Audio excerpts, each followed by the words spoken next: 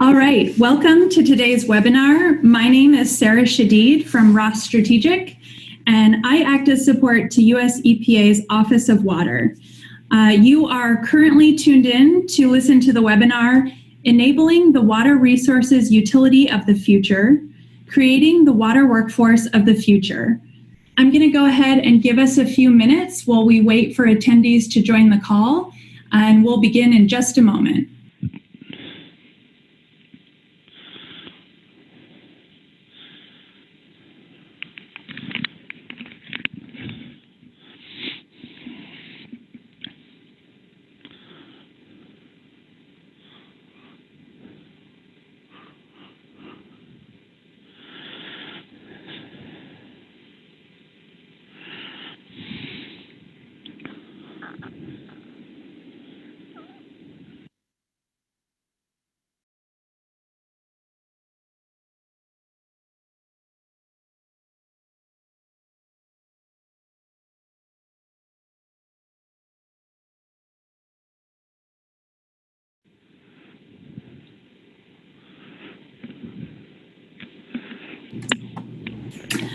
All right, welcome to those of you that have just joined the call.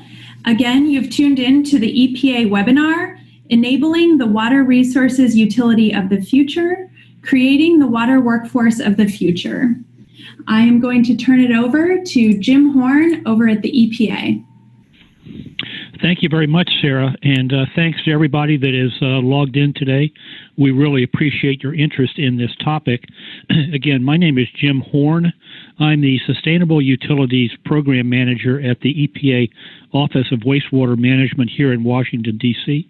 In addition to Sarah and the other support team, I also want to recognize my colleague, Hannah Abate, who is also on the line, and Hannah has done a lot of the work to help put this webinar together. So thank you so much for doing that, Hannah. And Hannah will have some brief closing remarks at the end of the webinar. So as you can see here, this is part of a webinar series that our office at EPA is sponsoring. And before I talk about the speakers, I think I should tell you a little bit about why we're interested in this. Water workforce issues, as many of you know, are now probably the #1 topic with a huge number of utilities across the water sector in the United States. Small, medium, large, water and wastewater, it doesn't matter. Everybody is facing workforce challenges. Some of those driven by expected retirements, just many of those also driven by competition from other sectors for people that we want to bring into the industry. So it is a huge challenge, a huge issue for everybody in the sector, including EPA. I've been at EPA a long time, and we have never had the kind of top-level management support for water workforce that we have today. We are expected to issue what we call a workforce initiative, hopefully in April of this year. And this webinar series is going to be one of the commitments that EPA makes. That initiative, when it comes out, will be made available to everybody on this call. But as you will see, the initiative will talk about a wide range of actions, not only that EPA will take, but that other federal agencies will take, that utilities will take, that professional associations like all the associations listed on this slide. So it will be truly a collaborative effort, and we look forward to making it final in April, and we will make sure that all of you get a copy. So the bottom line message is it's a big deal here for the right reasons. The two most important reasons that I would say is, number one, we really promote the idea of sustainable utilities here at EPA. And as we all know, a utility can't be sustainable. It will not be sustainable without a sustainable, well-motivated, highly trained, and motivated workforce. And one of the big challenges that utilities are facing is, how do you build that pipeline for the future? How do you reach out to people that you would like to attract, not only to the industry as a whole, but also to your organization as well? The other issue, the other reason I think is obvious. We all have collaborated so many times over the years and put so much infrastructure in the ground, 40, 50, 60 billion dollars worth just of federal dollars alone. We need to protect that infrastructure. And without a trained, motivated workforce, it's not going to happen. And water quality, the safe and clean water that we've come to enjoy in this country will just not be sustained. So many good reasons for everybody to invest time and effort in this whole workforce issue. So again, we're delighted to be hosting this webinar series. This is the second webinar that we have sponsored. Sarah, if we haven't sent out the link to the first webinar, we can certainly do that after this one. But this is our second, and we really are today talking about this notion of how you build that pipeline. How do you reach out in this particular case through the efforts of utilities and organizations like Project WET to reach students, reach kids, reach people in the community that you want to educate about the importance of water, but also the importance of a potential career in water. You know, it needs to start at a young age. And as you get people understanding sort of what you do out there, what this whole notion of water utilities is about, you do that at a young age and build up their understanding, not only for your own sort of selfish reasons, because you want to attract them hopefully to your own organization, but I think it just builds a better and more informed population out there. So we are really delighted to have a really a fine group of speakers today. In a few minutes, you'll hear from Julia Beck, who is the Vice President of Networks for the Project WET Foundation. Project WET provides a lot of technical assistance and help to utilities around the country to help them develop educational programs and outreach programs focusing on students. Also, April Lopez, who is a water conservation education specialist with El Paso Water. Thank you, April, for joining us. El Paso Water is a great example, and we were very happy that they were part of this webinar. Water down there along the border is a very scarce commodity, and El Paso has got sort of a nationally recognized water reuse program, and it's really an aggressive program in place through people like April and others to really help people understand the importance of water conservation. Finally, Cindy Busche, I hope I pronounced that right, Cindy, who's an environmental education manager with the Boise WaterShed Education Center in Boise, Idaho.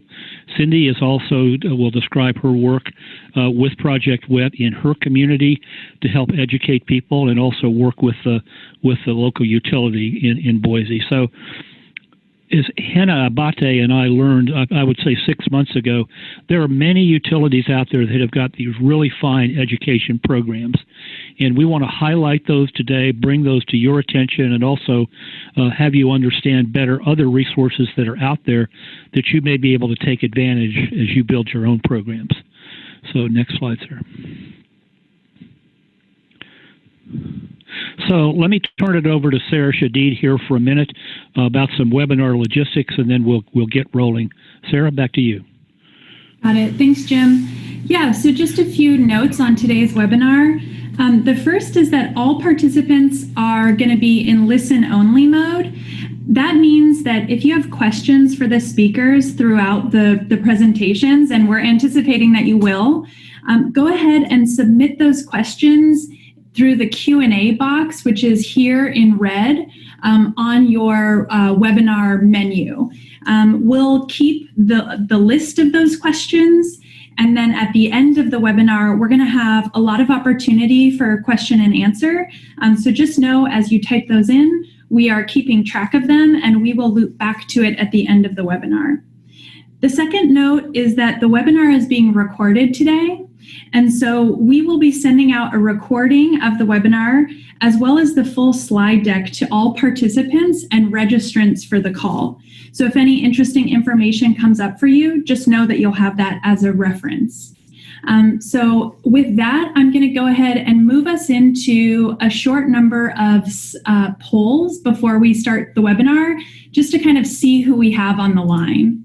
So our first poll here is, please indicate the sector that you work in. And I'm going to go ahead and launch that poll right now. We have a lot of participants on the call today, and we want to know who we are talking to. So go ahead, we'll give you a few minutes to fill that out.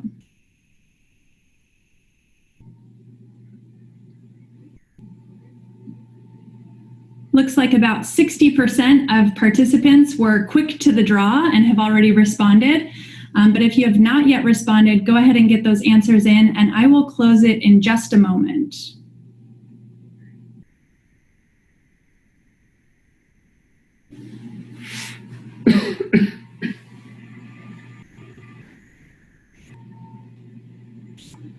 All right. It looks like about 27% of participants noted that they're from a utility. We have 37% from state or local government, 11% from federal government, 6% from consultant sector, 6% in academia, and then 13% listed as other. If you are one of the participants that noted other, go ahead and type in what sector you represent so that we can get a better picture of who we have on the line. All right, I'm going to go ahead and move us over to the next two polls. So this is number 1, how familiar are you with Project WET? And 2, have you been involved in K through 12 or teacher education in your community in the past?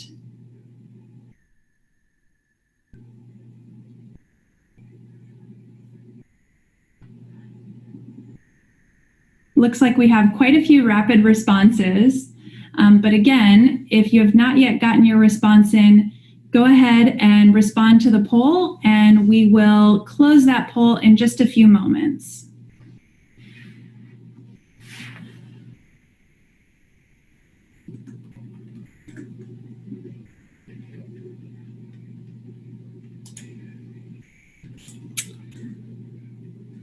All right, so it looks like we have a lot of participants that are calling in today because they don't have any familiarity with Project WET and want to learn more. So 56% of respondents said no familiarity with Project WET. We have 29% that say they're somewhat familiar and 15% that are very familiar.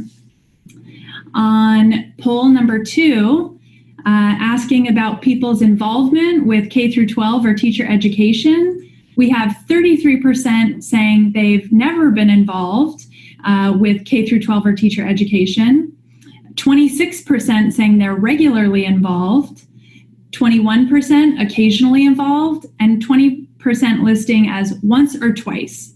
So we have a wide variety of attendees on the call today. And with that, I'm going to go ahead and turn it back over to Jim to introduce our first speaker.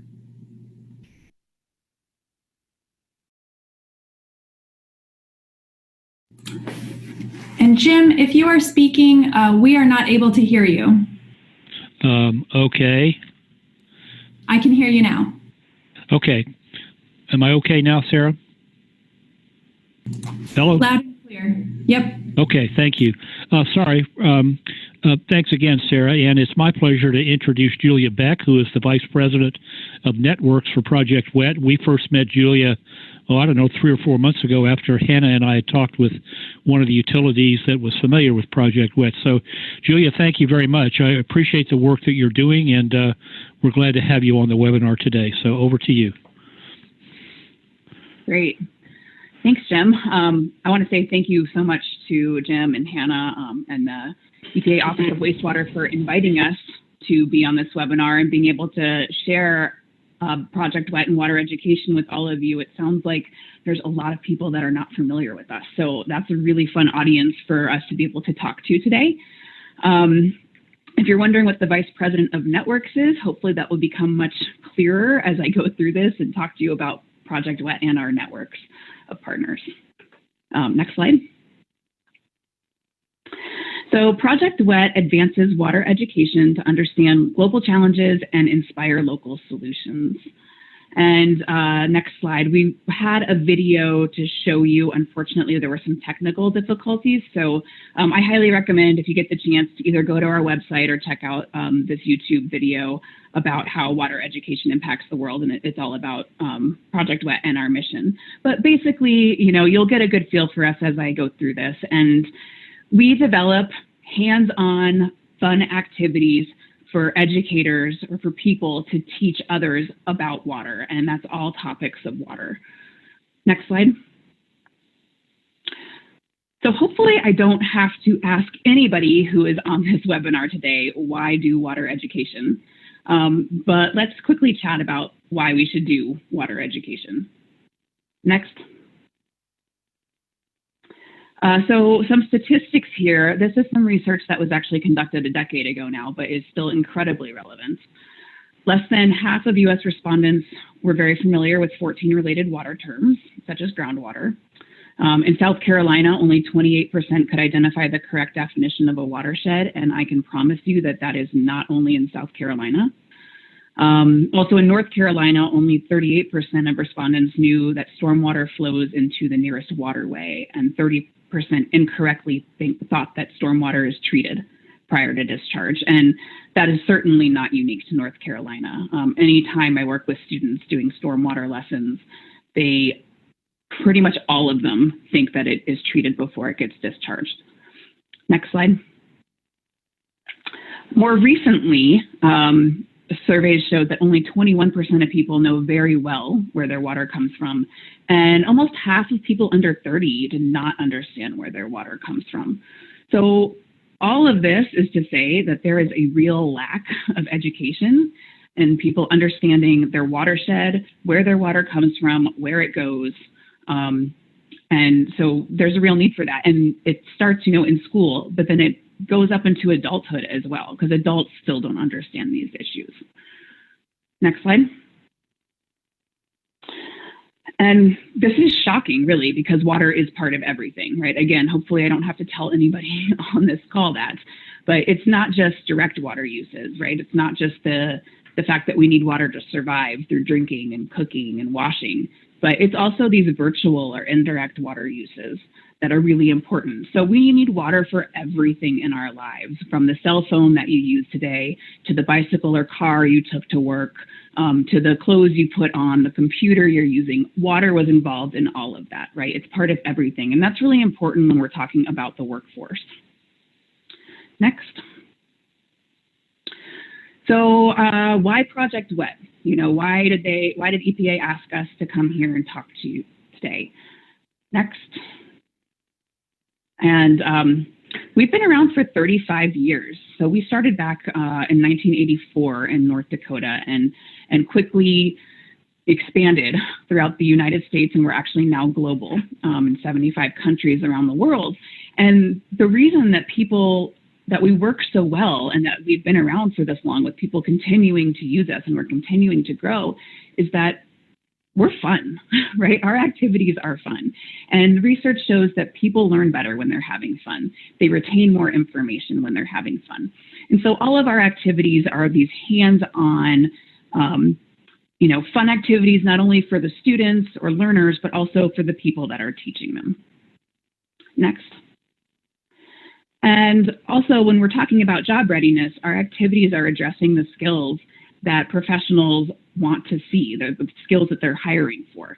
And those skills are thinking critically and independently, problem solving, collaborating and working together, being able to communicate, and then also persevering, right? So our activities, they're all this inquiry-based method, which means this learning through discovery method. We never give the answers. The students, the learners have to find the answers for themselves as they go through the activity, and they discover the answers for themselves. And so all of these skills are things that workers look for, right? That employers look for. Next. And recently, studies are coming out showing that children are more likely to choose a career by doing rather than being told. For example, children are more likely to become a scientist if they're doing science, rather than just being told, you should become a scientist. And also, there's a lot of information out there showing professional mentorship is really important. So recently, this one was from Phillips Charitable Foundation. They have a great article on it, but there's other articles as well out there that show when you can bring professionals into an educational setting and show them the real world relevance of the topic, then it's more likely that students will want to follow that career path. And so for us, our activities are all about real world relevance. And so that's why it's a great partnership between educators. And in this case, we're talking about utility workers. Next. And the other reason that people really like to use our activities and like to partner with us in their education programs is because of our core beliefs. These are the beliefs that we are grounded in and founded in. Water is for all water users. We do not discriminate and we do not have an agenda. Everybody uses water. Everybody needs water. Water connects us all.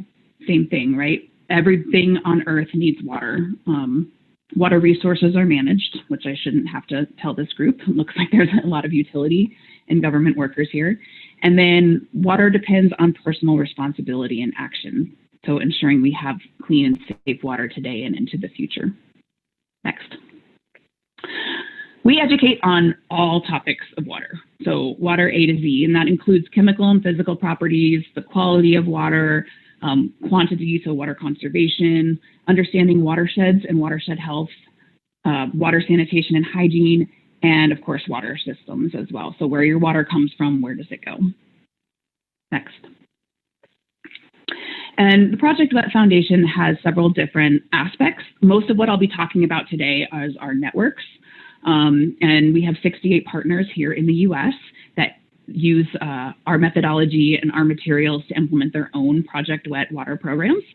But we also have some other partners that I just want to mention, and those are our WASH, or corporate and professional partners. And these are our partners that engage in these customized programs, this third aspect. And I mention that because this may interest some of you. You know, these are customized programs that focus either on specific topics, watersheds, or employee engagement. So those are also some options we have. Next. We are actually a very small staff of people. We're located in Bozeman, Montana, and we have a huge impact around the world. And so the way that we do this is through our train the trainer model and working through our partners. In 2018 alone, we educated 2.5 million people globally and 820,000 people in the US just through our network of partners here in the US. And the way that we did that is, you know, through this cascading train the trainer model. So we have 68 partners here who in 2018 trained close to 85 educators, new educators just in 2018 in how to teach water education. And then we estimate we have 26 or 27,000 educators that are currently using Project WET to teach about water around the US, educating around 800,000 students a year. So it's we have a huge reach with very few people just using this model. Next. And not all of our educators that we train are formal. I mean, formal educators are a huge part of what we do, but we also have a huge sector of non-formal educators that our partners train. And this is where these utilities, corporations, government, museums, nature centers, that's where you come in. So it's not just for formal teachers. This is for anybody who wants to educate about water. Next. Our program here in the U.S. centers around the Project WET curriculum and activity guide. This guide requires a workshop, so this is where you'll get trained in how to do Project WET, and you get 64 activities on all topics of water. So if there's something you want to teach about, it's probably in there. All of them are hands-on lessons employing this learning through discovery where students figure out the answers for themselves, and they're all correlated to education standards. And this is really important because if you're going to if you want to work with schools, formal schools, then teachers need to be able to justify using these activities, justify bringing you in and teaching water education. So this is how we do that. They're able to justify using Project WET because they know that it's going to meet their teaching standards. And then, of course, all of our activities are vetted by educators and experts. Next. Just wanted to show that we have a bunch of other topics, specific topics for educator guides. Probably the most important is our early childhood. So if you're ever doing anything with preschool or kindergarten, maybe not relating to the workforce, but relating to water, start young with pre-K, and then these other topics as well. Next. And we have these Kids in Discovery series. We call them Kids Books. This is for students, upper elementary, middle school, to work through. They're really great for utilities or professionals to lead stuff behind. So if you go into a classroom or if you have a community event, you might want to pass out the stormwater one, or you might want to pass out watershed conservation or watershed protection. So these are nice options. You can go to our store or our website to learn more. Next. And finally, if you're in a Spanish-speaking place, you may want to look into some of our Spanish language options. Next. So before I turn it back over so you guys can actually hear what our partners and colleagues are doing on the ground, I just want to mention a few other people who are not on the call today, or they're here listening actually, which is fantastic, but are not speaking today, and you might want to get in touch with them. And the first is New Hampshire. The New Hampshire Department of Environmental Services is our official partner.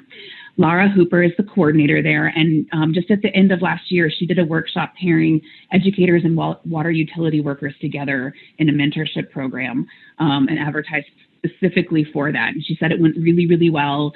The training just happened, so we're going to see how the rollout goes. But if you want to learn more about that, or you're a utility that's interested in doing something like this, get in touch with me or ask Laura how it went. Next. Our Ohio partner is the Ohio EPA, actually. And of course, then they're interested in addressing shortage of water utility operators. And they do this through water professional associations and career tech high school centers. They've also developed online career pathways for students and parents, which they actually outline the high school classes needed for particular jobs. And that includes water operators and utility directors. So you might want to get in touch with them if you want to learn more about this.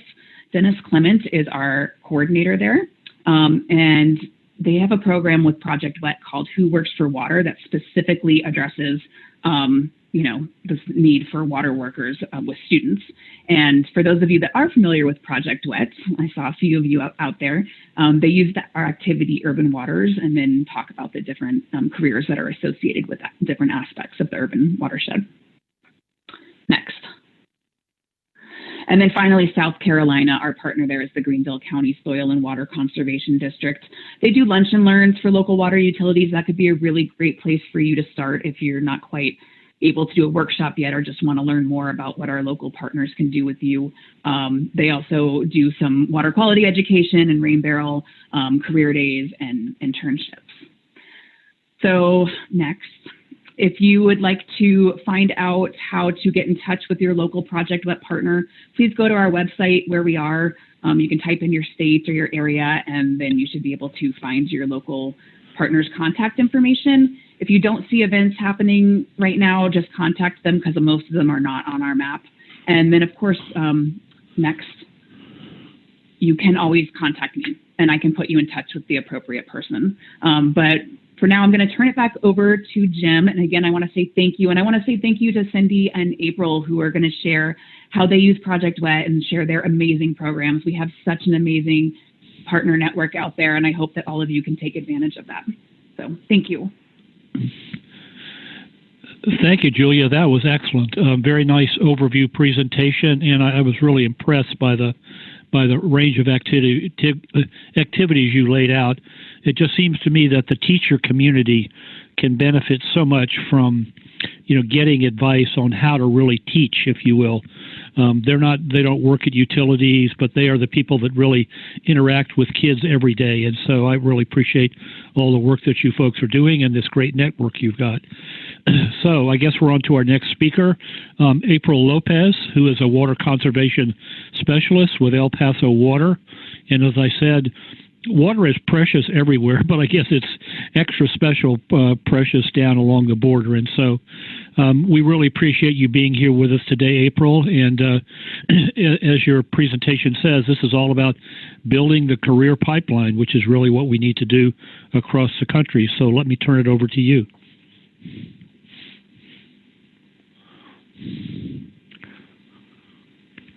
Hello. The water. Hello? Yep, over to you, April. Can you hear me? Hello. Hello? Can you hear me? Yes, we can hear you. Is this April Lopez? Yes, it is. All right. Hi, April. Over to you. All right, so good afternoon, everyone. My name is April Lopez. I am a water conservation specialist with El Paso Water. And today I will be discussing how public education inspires and builds those interests, making that connection with students and building a career pipeline, especially within a water utility. Next. So first off, let me tell you a little bit about our city. the city of El Paso, Texas. Located in the northern extreme of the Chihuahuan Desert, the city lies on the frontier of 3 states, 2 countries, and 3 diverse water supplies. The region consists of El Paso, Texas, Ciudad Juarez, Mexico, and Las Cruces, New Mexico.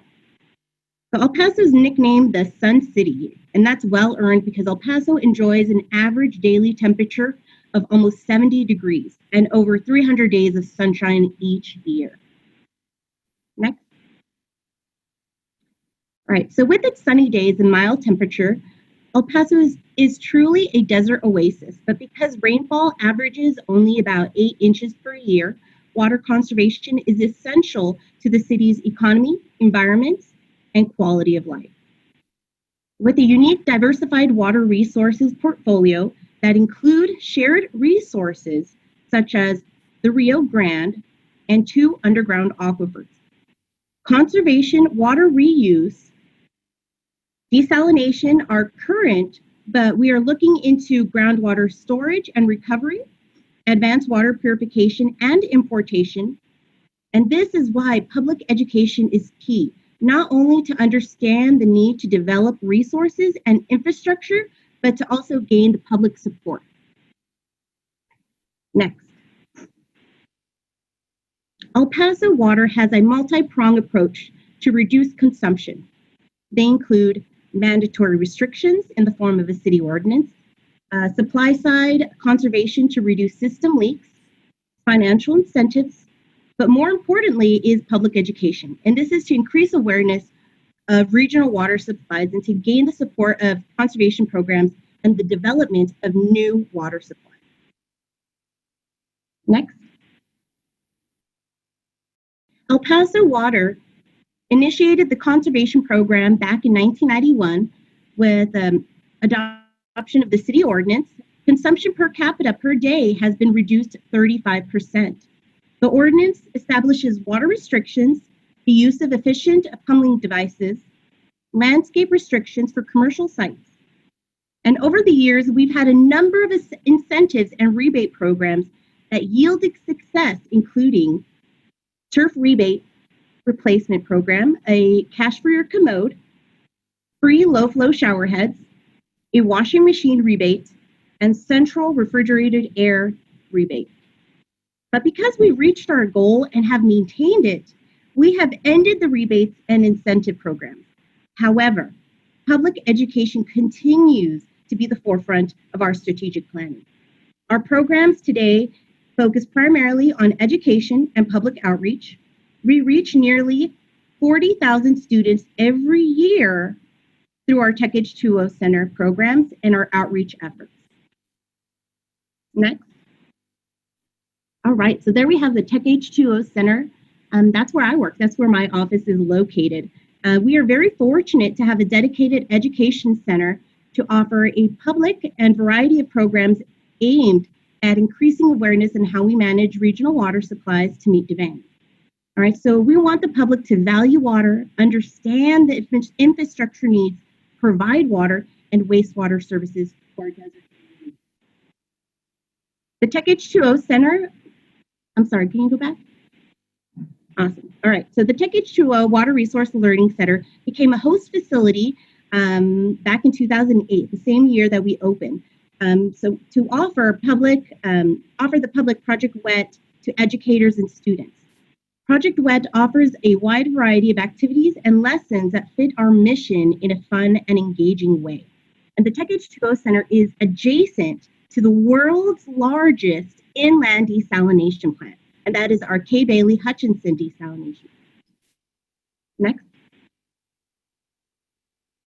All right, so how does Project WET help El Paso Water educate the public?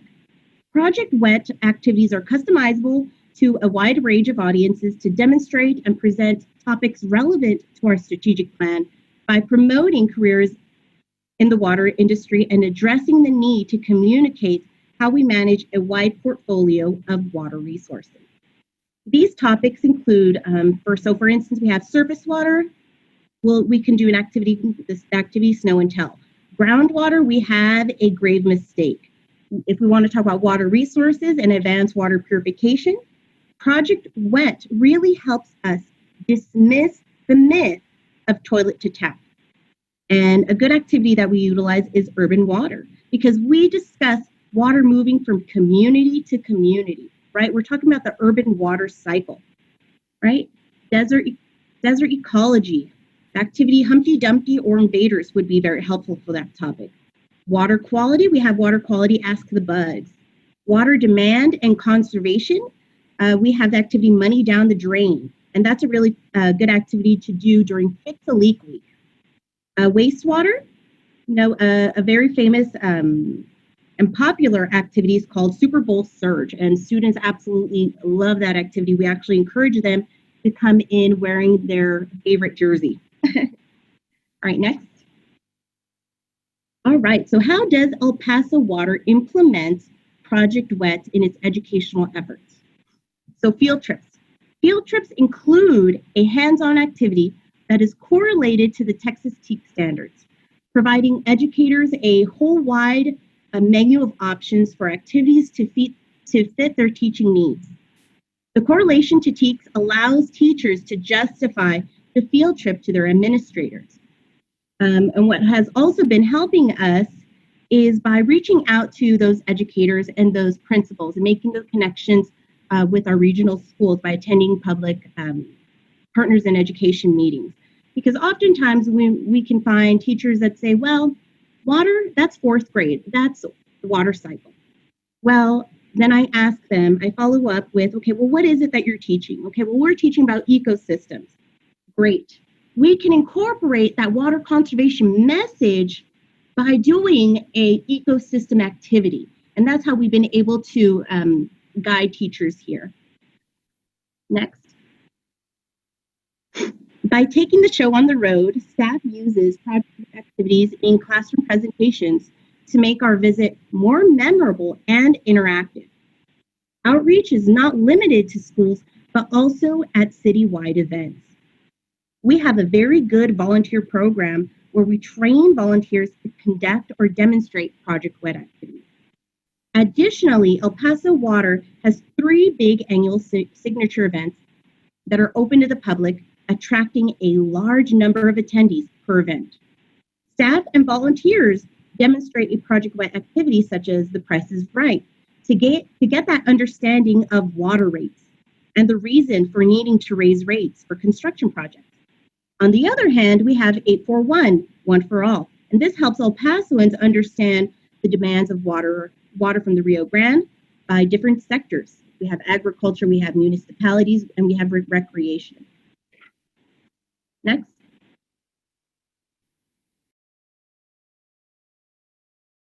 Next.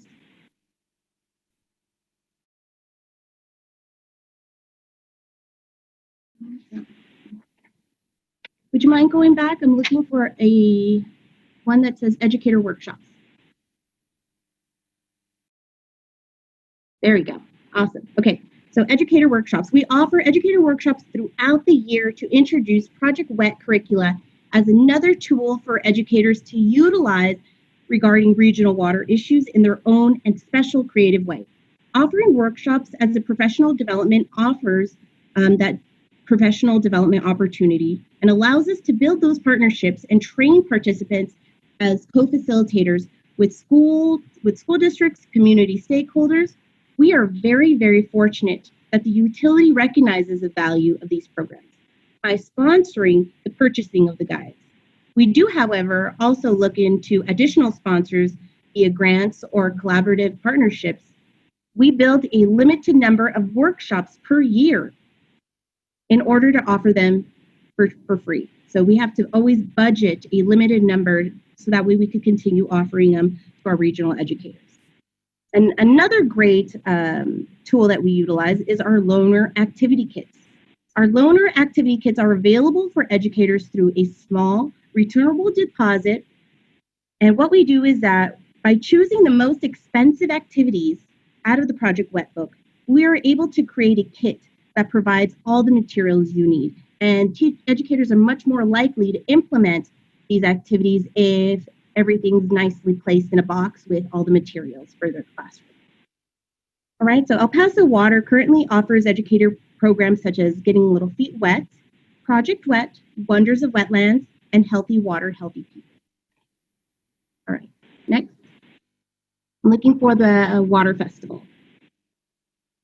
Awesome. All right, so Water Festival is to celebrate the value of water. All right, this is a part of our 2 signature events that we currently offer here in the community. The festival emphasizes the arts, culture, artistry, and local artists celebrating the theme, how water influences our lives. And this is a very popular festival because it helps really bring home and drive home the importance of, you know what, we live in a desert community. Water is very, very important to us. You know, especially if we plan on living here and sustaining the city, we need to be always looking at water conservation. All right, next. All right. All right, so because of our educational efforts, El Paso Water Conservation Program is leading a 35% reduction in daily per person water consumption. And to conclude my presentation, I am closing.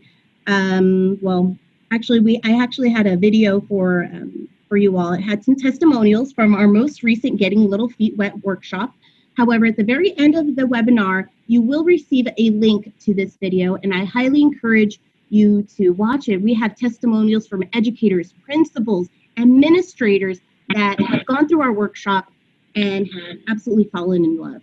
What we have done differently with our workshops is we include not only the materials and the guides, but we've done something different. And for our educator workshops, we actually invite a small number of students.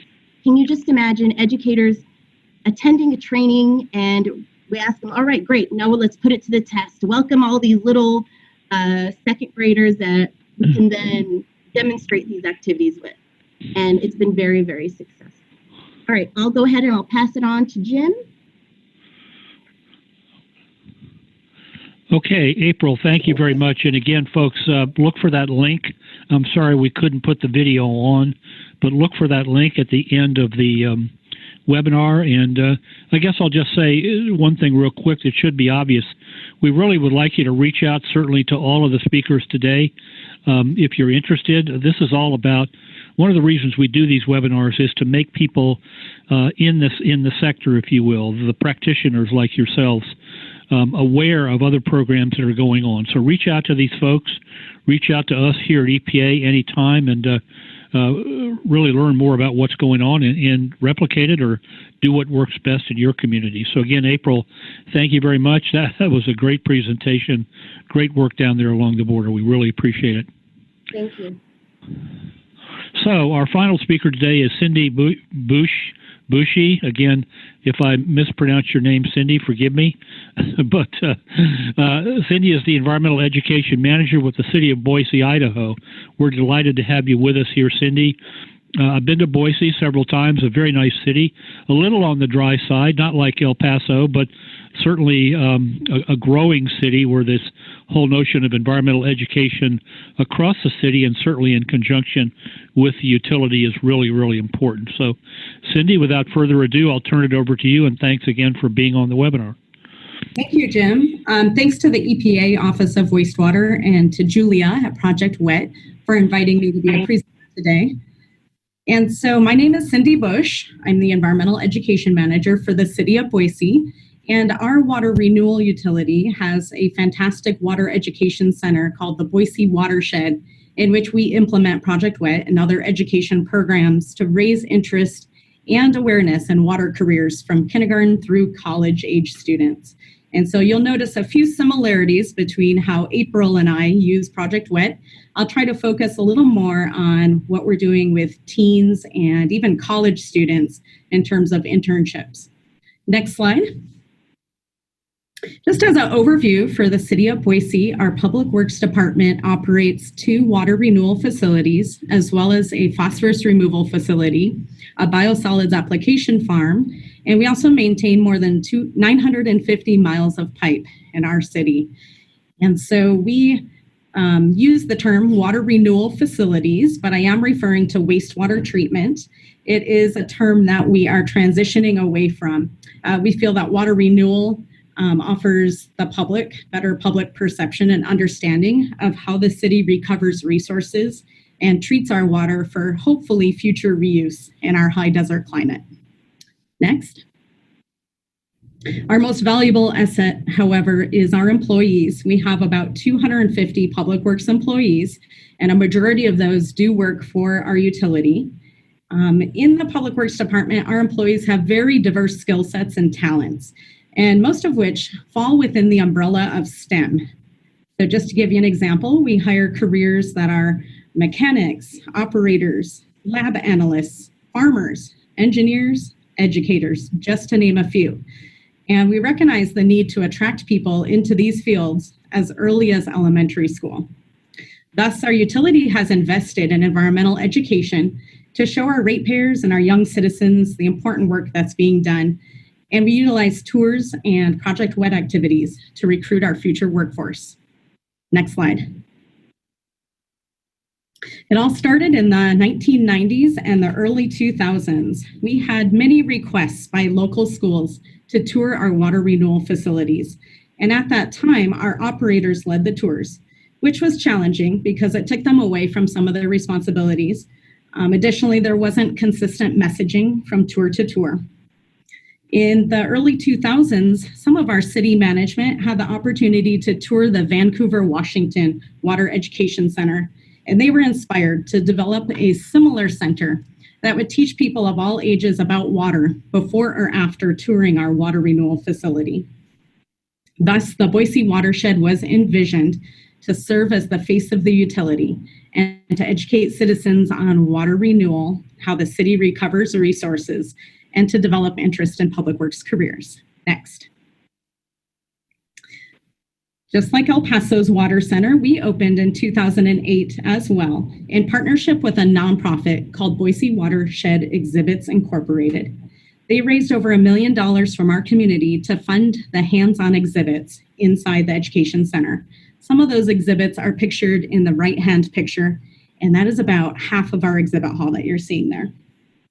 Our mission is to educate people of all ages about water protection and water conservation.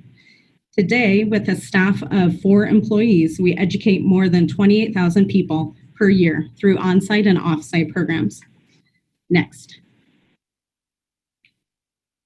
Well, we started out small in 2008, and our main audience was really school kids. We thought they would be in the 4th and 5th grade range based on their education standards, but it turned out that all ages came through our doors, preschool through college. And so where we began was looking at Project WET activities. I was fortunate enough to attend a Project WET workshop that was held locally. I received the curriculum guide, and that became the basis for tailoring our lessons to our audience. We started with 4 thematic lessons from the curriculum guide, one on watersheds, one on water conservation, another on water renewal engineering, and the other on water quality. And we were able to really tailor those lessons to our local Boise River watershed. So for example, one of the ones that's pictured front and center, you see the 3 boys. By the way, that is simulated wastewater, in case you were worried. The kids helped create that water to clean. And that activity is called Sparkling Water from the Project WET 1.0 guide. And essentially, we tailored it to fit our water renewal facility processes. Another activity that is not pictured here helps us to meet our stormwater education NPDES permit requirements. And that is an activity called Sum of the Parts, where we introduce point source and non-point source pollution examples along the Boise River and give them some ideas for pollution prevention strategies. Plus, we are able to mention stormwater engineering careers throughout that lesson. Another popular lesson is a water quality field experience, and that is based on Project WET's Healthy Water, Healthy People guide. So we take students down to the Boise River and test the water quality above and below our effluent outfall. They also get a chance to conduct a macroinvertebrate assessment. You can see the bottom middle picture. One of the boys is picking up a rock and looking for macroinvertebrates. It's one thing to tell students about a career when you're standing in front of them in their classroom, but it's another thing to actually have them out in the river, physically connecting with the environment that we would like them to protect. And so it just makes our career interest much more appealing. For example, I have a student quote that I'd like to share that was from a thank you card. It said, "Dear Boise WaterShed, I enjoyed going to the Boise River today. It was fun looking at bugs and working on computers. I really thought that I was a scientist. I wish I could go to the watershed every year. Sincerely, Sabina." I also want to point out too that all of the goals of our activities are to introduce students to the many facets of water and really instill environmental stewardship at a young age. And then as a bonus, we're able to introduce water careers and gain exposure to our water utility. And so we oftentimes encourage students to return to the Boise WaterShed with their families to explore more about water and to tour the water renewal facility. Next slide. We have been using Project WET for many of our lessons and integrated throughout our center for many years, but it wasn't until 2017 that we officially became a host site for Project WET. And that allowed us to take on the role of leading teacher workshops. Oftentimes we'll host those at our location, and currently we reach about 200 teachers a year through these workshops. We can really augment our reach by teaching teachers the curriculum and giving them exposure to different water careers through those workshops. Oftentimes the workshops are 8 hours to 15 hours in length, so that gives us a deeper connection with those teachers and schools. We also utilize many partner agencies in our workshops, such as our drinking water utility operated by Suez and our state regulatory agency, the Idaho Department of Environmental Quality, and other community partners to give exposure to teachers of careers and different resources in our community. Next. We also utilize Project WET activities in our outreach at schools and community events. We serve as the face of the utility, and so we are able to take these activities out and reach children and adults with many different activities. I'd say that one of our most popular ones has been where we take a tub of PVC pipes, and then we also bring safety vests and hard hats, and young children can work together to put together a pipeline and then run a ball through those pipes. But while they are busy being STEM engineers, we are able to talk to their parents about the value of the water renewal utility and the miles of pipes, the need for asset replacement, what not to flush, et cetera, some of our community outreach goals. An event that I wanted to mention is in the bottom right corner. This is our annual Citizen Science event, and it's really a cornerstone event for the Boise WaterShed. We have a lot of partners on this event. It's DEQ, USGS, universities, and other neighboring cities, to name a few. And what we do is match up citizens with water professionals at sites along the Boise River to allow citizens to monitor the health of the Boise River at those locations. And during that event, each site leader is encouraged to share their career path with the participants. And finally, one other outreach program that we offer to schools specifically is featured in that bottom center picture, and that's our school water audit curriculum, which is based in Project WET. This is a 4-part program in which students estimate the amount of water used at their school and compare their estimate to utility bills, then make recommendations to their school on how to become more water efficient. And this program includes a mention of different water careers and options for the teacher to take their class on a tour of either the drinking water or the water renewal facilities. Next. It is sometimes difficult to measure the impact of reaching thousands of students a year in terms of who do we recruit and will they walk through our door someday? And so we have had the fortune of at least one success story within Public Works, and that is Tony Harmon, the gentleman featured here. He's our West Boise Water Renewal Operations Coordinator, and he came through our door several years ago and made sure that he came up to us at the Boise WaterShed to say thank you. He had gone on a tour when he was in college and then participated in a Project WET activity after that tour. And it really inspired him to go into the career that he is in today. And so if you get a chance to watch the video after this presentation, it's really inspiring. You can tell he's really proud of his work, and happy to hear Tony's testimonial. Next slide. For the remainder of my presentation, I'm going to focus on how we recruit future workforce through our teens and our college student internship programs. And so I'll begin with our college internships. Since 2008, we have trained over 65 interns at our site. And so we recruit them from our local college, Boise State University, go Broncos, and also University of Idaho. And we provide the students with teaching opportunities as well as the option to tour or job shadow other careers within public works. The college students come from a variety of majors, many of them in geosciences, some in education or communication, but then a wide variety of STEM backgrounds as well.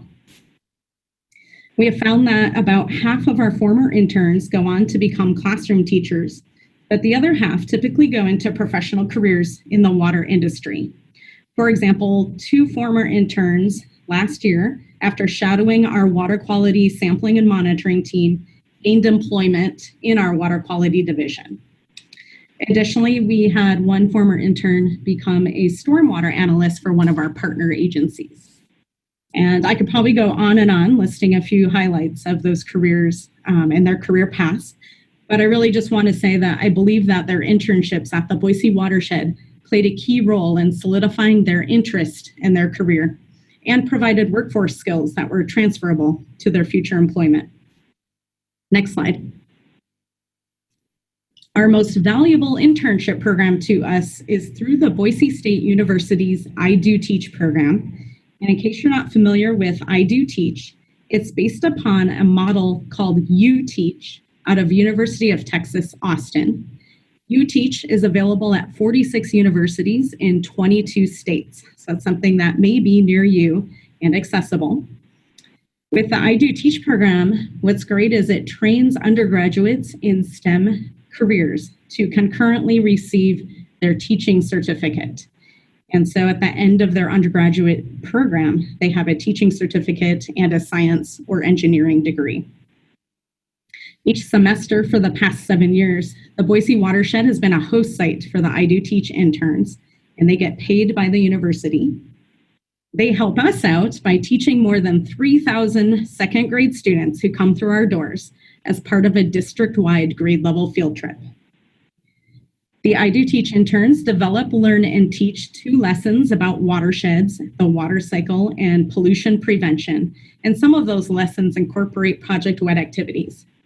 Each lesson mentions the importance of scientists and engineers. In 2015, an I Do Teach instructor named Jan Smith conducted a study as part of her doctoral research. She wanted to assess the second grade student knowledge and interest in science and engineering careers before and after participating in a Boise WaterShed field trip. Next. And so we were able to administer a pre and post visit survey to more than 500 students in 2015. The survey listed statements such as, "I would like to become a scientist." And students responded to a Likert scale of 5 different smiley faces, from frown to big smile, representing the degree that they agree or disagree with the statement. It's probably the cutest survey I've ever seen. The statistically significant results showed that students gained knowledge and were more interested in science and engineering careers after a field trip. So to summarize, the successful outcomes of the I Do Teach internship program are that college students introduce and get students interested in STEM careers while also gaining skills toward their own career goals. Next. And finally, our newest program is a paid teen internship program called the WaterShed Action Team. And this is based upon a volunteer program that we had for many years for teens to get engaged with us in the summer to lead and develop environmental education activities for visiting families to our facility. And so what we found kind of early on was that having teens as volunteers was somewhat successful. We had some difficulty getting consistent commitment and quality from them. And so just this past summer, we decided to pilot a paid teen internship program. The Watershed Action Team delivered. We had 8 students apply, and you can see them pictured. We hired all 8 of those in the main picture on the left. And they really did a great service for us by developing different programs that were unique just for that summer. We will plan to continue this program. And what I'd like to see in the future is us expand this program to include more interaction with some of our public works careers, and to also maybe expand this into a year-round program in the future. Next.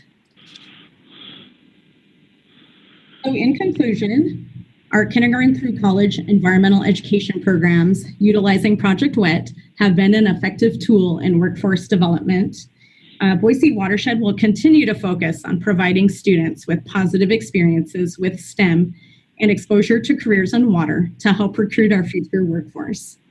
And I'll end with a plug that it's more important now than ever to educate students on environmental issues. We're excited that in the near future, we're moving toward incorporating climate change education into our mission. We'll be utilizing the Project WET climate lessons and other curriculum to educate citizens on climate solutions and green careers. So we're very excited about our future. Thank you. That concludes my presentation. Okay. Can people hear me? We can hear you, Jim. Okay. Thank you, Cindy. That was a very nice presentation. I really admire kind of the soup to nuts approach you're taking out there in Boise, from kids at a very young age all the way up through, people in college. It's quite impressive. And I know Boise is a fast growing community, so I think your challenges are only going to get more significant. So great job. We really appreciate it. So now I'm going to turn it over to Sarah to basically field questions that we have gotten throughout the webinar and provide answers. Then we'll have some closing comments from my colleague, Hannah Abate. So Sarah, over to you, please. Thanks, Jim. So this is a reminder to those of you that held your questions. If you'd like us to read through your questions for the presenters, go ahead and submit those now. We've gotten in quite a few questions, some questions for all the presenters and some questions for specific presenters. So I will just go down the line. And the first question we have here is really for all the presenters. And Cindy, you touched on this in your presentation, but we have a participant that's interested in learning about work that WET does educating college-age students. So Cindy, I know you mentioned the programs in Idaho, but we're wondering if there are other programs for college-age students.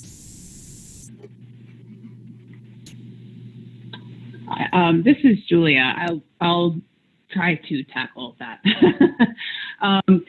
Yeah, I mean, honestly, our partners, do run the whole gamut from pre-K all the way up through university.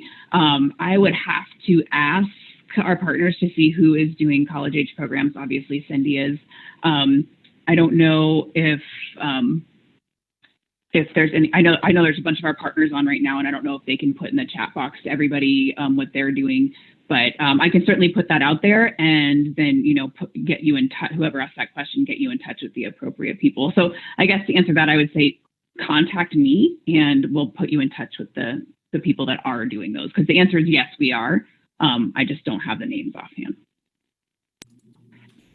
Got it. Thank you. And Julia, I have a follow-up question that I believe you touched on in your presentation. But are the educational programs available for the individuals? And if they are looking to know more about the curricula, where should they go to access those educational materials? Yeah, so we do not discriminate who we train. So anybody can get trained. as I mentioned, you don't have to be a formal educator. It is available to anybody. And so what I would do, you can, of course, contact me, but probably a great place to start if you want to get trained is just to go to our website under where we are and look for the coordinator, the project WET coordinator in your state or close by to you. And we have one in every state. And then just see what they have coming up or talk to them about what you're interested in, what they have available. If it's something that maybe there's several of you at your utility or at your organization that want to do this, they may be able to do a special one just for you all as well. So if you can't find what you're looking for, please just email me directly. Got it. Thank you, Julia. And here I'm going to turn, I have a question for April. So April, one of our participants is wondering how Mexico has handled their wastewater and water resources treatment, and how has that relationship developed and kind of what's involved? Is there any cross-border resource issues, and can you give us some information on how that's handled? I wouldn't be able to answer for Mexico. However, we do host an annual conference. And that annual conference is called Two Waters, One Nation. So that way we could discuss any regional issues. But yes, we do meet once a year to discuss that.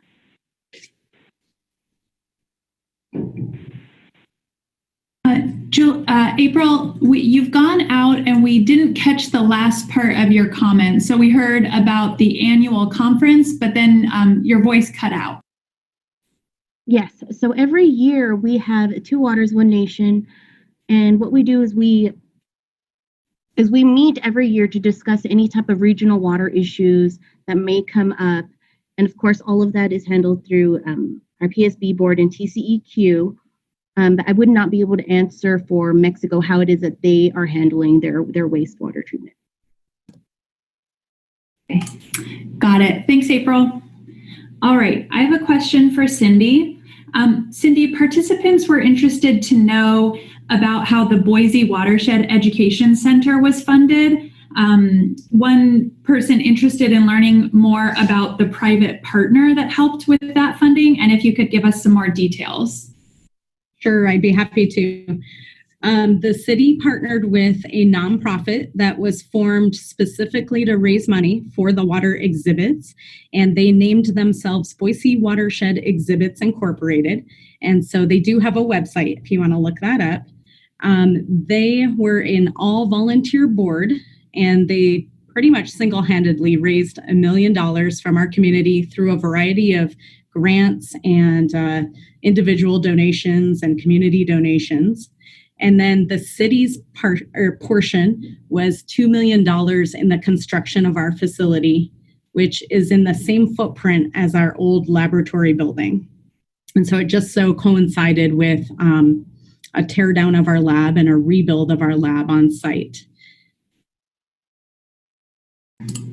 Got it. Thanks, Cindy.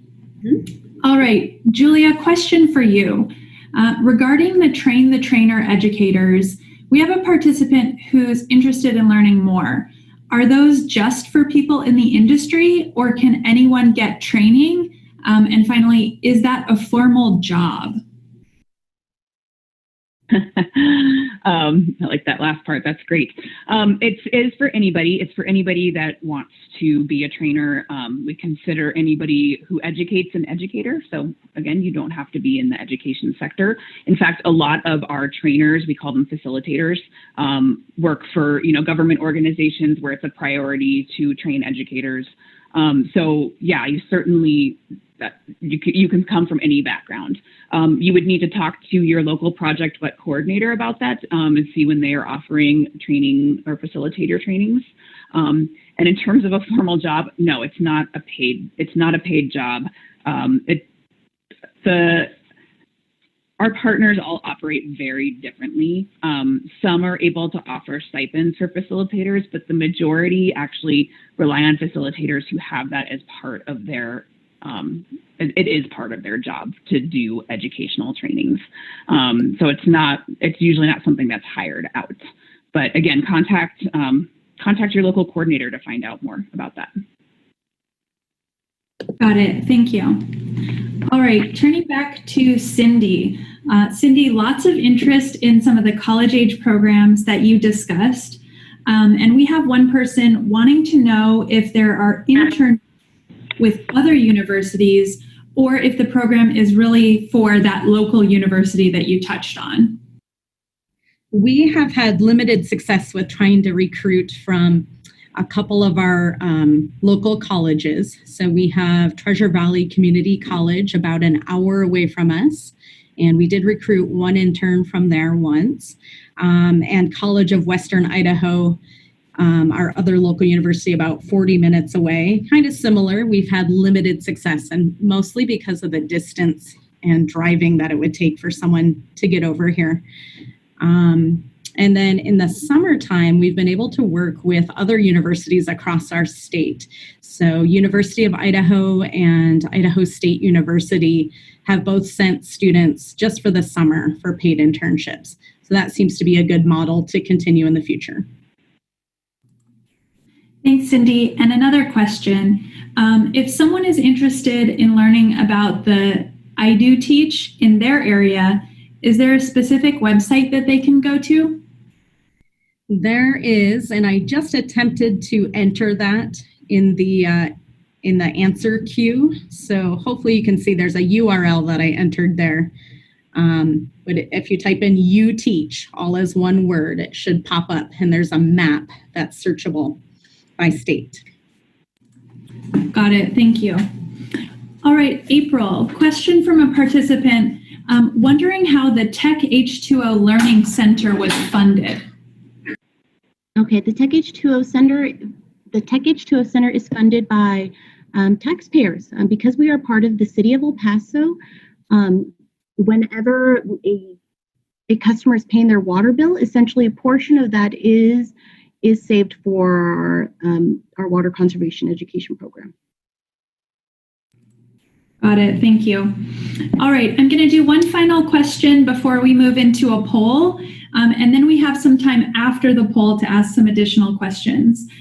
But Julia, this question came in from a participant wondering how they can access or learn more about customized programs for employee engagement with WET. Yeah, great question. Please just contact me. It's better to just have a conversation about that. So again, we want to be able to customize the program for you. So we really want to know exactly what your needs are, what you're looking for. If you are looking for any sort of employee engagement or customized program, the best thing to do is just to get in touch with me and we can talk to you more about your needs. Got it. Thanks, Julia. All right, so as I mentioned, we're going to move into a closing poll. And this poll is going to be on a scale of 1 to 10, with 10 being the best and 1 being the worst. How would you rate today's webinar?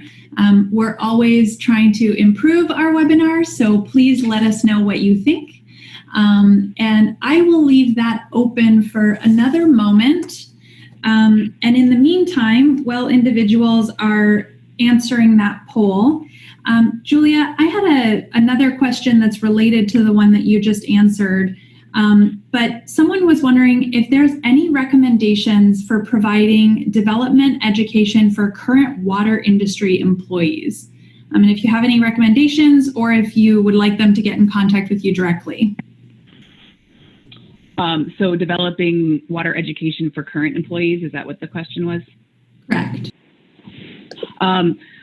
Yeah, you know, you can get in touch with me and we can kind of figure out if it's something more customized. But you know, a lot of you can use our activities with your employees. So even though, you know, we say we're talking about K through 12 and college education here a lot, it's certainly, these activities can be used with adults just as easily. And, you know, when we do our educator trainings, we are educating adults. A lot of the people that come in are uncertain about teaching about these topics. So they are learning as they also learn how to teach them. So, you know, it is something where you can attend a Project WET training and learn how to do that. But if you have further questions or want more specifics, you know, definitely just, I'm here to answer any questions. Reach out to me anytime and we can talk more about it. Thanks, Julia. All right, Cindy, back to you. Another question coming in, wondering if you can provide more information on who pays for the teen internships. Great. That is actually just through our Public Works Water Renewal Fund. So they are the ones, essentially the sewer ratepayers that are paying for our operation and maintenance of our education facility. So the teen interns, we work with our HR department, and they help with our recruiting and interviewing and selection. Got it. Thank you. All right. Another question coming in. I believe it's for Julia, but anyone can feel free to jump in. Are there any costs associated with participating in Project WET activities?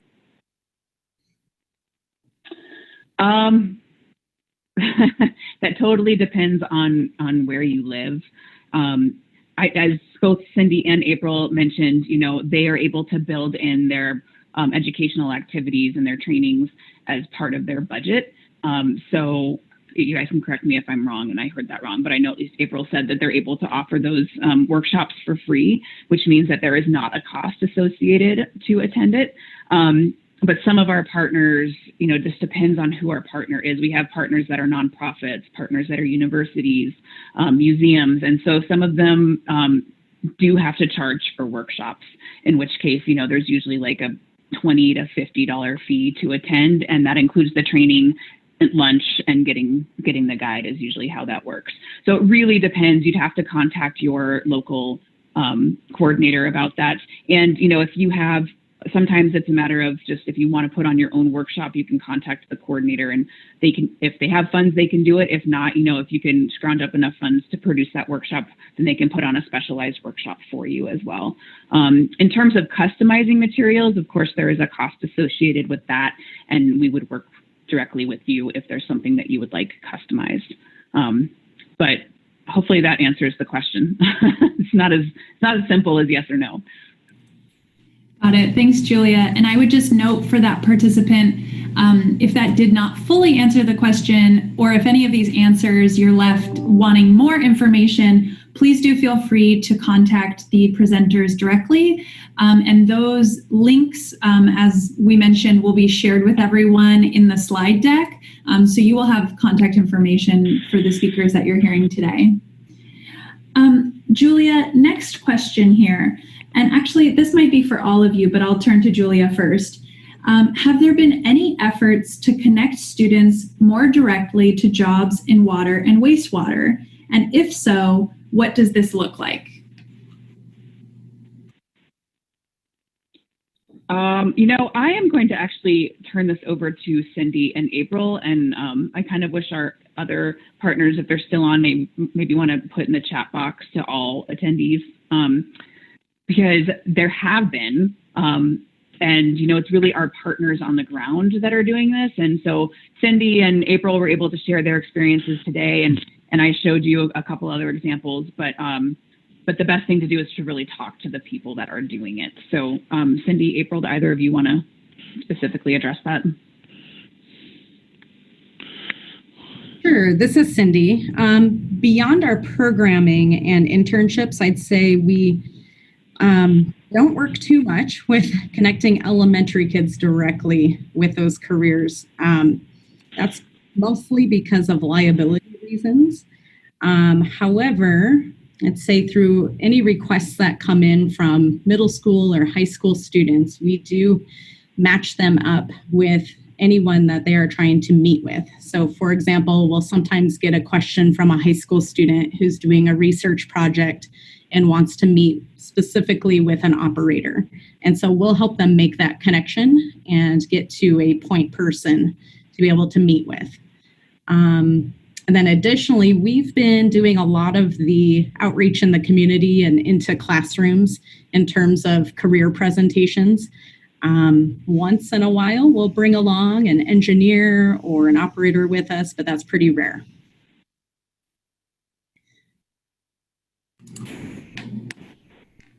Got it. Thank you.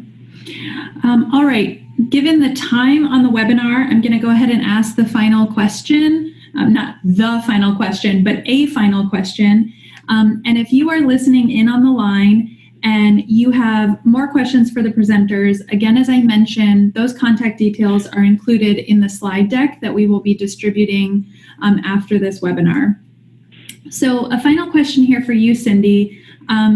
You talked about some of the starts and stops with the teen internship programs, and we have a participant wondering about when you're recruiting talent, have you found any characteristics particularly needed or attractive for potential new hires? Oh, that's a great question. So for our teen program, we have found that very few teens have held a summer job yet in their career. And so we're just looking for someone who's open-minded, ability to work well with others. And specifically, we have them interacting with a lot of children of all different ages. And so we just want them to be comfortable working around children.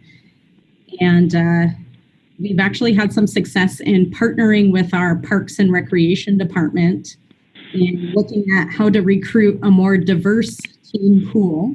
And this summer, or actually this spring, we're going to be reaching out to our teen program, specifically at one of our Parks and Recreation community centers to do just that. So hopefully that helps answer that question. Yes, thank you very much.